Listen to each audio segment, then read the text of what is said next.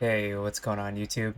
Today we're going to be observing and describing kind of how my 130-ish Uber Elder farming scheme went and if it was worth the investment and kind of what we got out of it.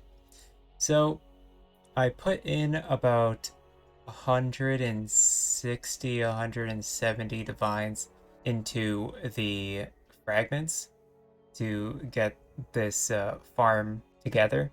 And that's about all you need. That in the passive tree.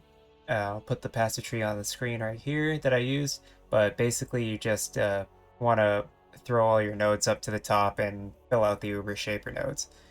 Everything else doesn't really matter. I genuinely don't think it affects anything. The effects of map modifiers and the quant and rarity modifiers that are in the center, I don't think that has any effect because it is a custom area. It is a pre-modified area, if you will. So not a map technically. And therefore the atlas, as long as you have the Uber node, and any other nodes that might affect the Elder encounter, the Uber Elder encounter. No other nodes matter on the tree. The build I was using was the Uber Boss Killer Minion Skeleton Mage build that I showed off. I'll put a card up at the top that you can click to go over to that video if you want to see that build. This build is just significantly tanky. It deals a decent amount of damage, good enough to farm these at a pretty decent pace. And so, yeah, it worked pretty well. I would say I finished 130 of these. If I'm being generous, it took about 10 hours, I'd say. It was taking maybe 5 to 6 minutes per run. I didn't really time myself. So I'm going to put a video up here and kind of talk over what's going on. But here's kind of a visual of my loot. At one point, I did get a decaying reliquary key, and I got a impressence with increased damage over time, temp chains, and despair. And that's bananas. That's absolutely nuts. So, and it's in foil. So awesome. And then I got a ton of other stuff. So let's go over the stats. 23 Indigons. So 23 of the funny looking helmet. 19 Void Fletchers, so the quiver. 3 Eternity Shroud, the chest piece. 6 Soul Ascension, the gloves. 26 Mark of the Elder, ring number 1. And 30 Mark of the Shaper, ring number 2. I also got 11 Call of the Voids, which is the ring that has like a self-chill effect or whatever. It's like a 20 chaos ring. I got 42 Watcher's Eyes, 3 Sublime Visions, 1 Impressions. That Impressions is not counting the Reliquary Key one that I got. So 1 Raw Impressions drop, 2 Void Forges, some 50 Chaos Influenced Bases, and 1 Decaying Reliquary Key, and then 20 Orbs of Dominance. So even with the 100% increased drop chance of Orbs of Dominance, I found 20 in 130-ish runs, which is equivalent to about a 1 in 6, which really still feels terrible, but it is what it is. And for 10 hours of farming, I made, if I didn't identify these, 23 divines of profit, which is a joke. This was not worth it whatsoever. About 10 hours of my time for 23 div and profit. I mean, hey, at least I profited, but yeah, this was not worth my time. So I highly suggest, unless you are target farming a Watcher's Eye that you literally can't buy, don't do this. But yeah, I was here to do it for you so that you don't have to go through the pain of knowing that or figuring it out for yourself. So now I'm going to go over identifying and kind of explain how identifying went. The presence was terrible. I think it sold for 2 div, or it might still be listed. I don't think it's sold. Yeah, I don't think I did anything with it yet.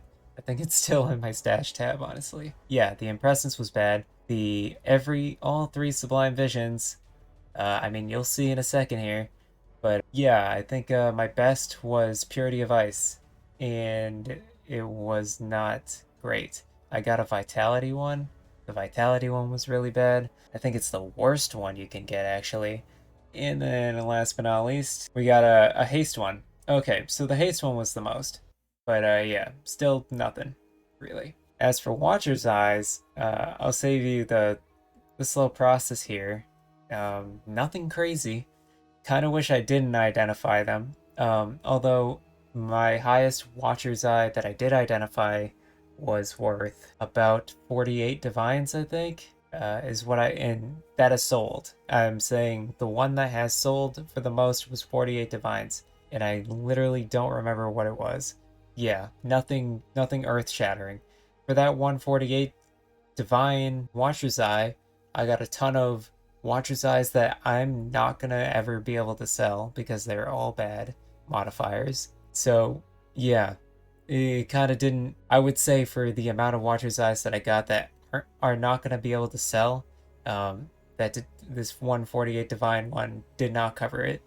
Besides that, I got like a 30 divine one and a 25 divine one. So if you add those up, it's like 105 dibs. But at the point of which I checked before identifying these Watcher's Eyes, the unidentified price for a 3 mod Watcher's Eye was 3.4 divines each. So I would have made 142.6 divines or something like that, somewhere around that number, if I didn't identify any of these. And they would have sold instantaneously. But instead, I decided for content to identify them in case I found something awesome. But yeah, none of these were as awesome as the foil presents that I found. So yeah, if you're gonna do this farm, I suggest not identifying your Watcher's Eyes. Even with the... if I didn't identify the Watcher's Eyes, my profit was 23 divines. Yeah, that me identifying doesn't change the fact that this wasn't worth it. So don't get any bright ideas. I hear you. I hear you out there. Don't do it. This wasn't worth it. But yeah, that's about how this farm went, guys. If you enjoy, boss farming for little to no profit, go for it. Maybe you'll get luckier than I am because apparently 42 Watcher's Eyes across 130 runs is a low amount to get. Apparently it's below average. So, as well as Sublime Visions. I think Sublime Visions is like 1 in 40. So that was about on par. And then Void Forge, I don't know, 1 in 50, I think. I think it's got a 2%er for a drop rate. And Presence, probably a 1% drop rate. So yeah, I suggest not doing this. I'll say it again. Don't do this. With that being said, I'm just going to kind of let this video play through of me identifying Watcher's Eyes. And you can watch it if you want. And if you enjoyed hearing me ramble about how this was a waste of my time, hit the like button, subscribe, whatever. And I guess I'll catch you in the next one, guys. See you later.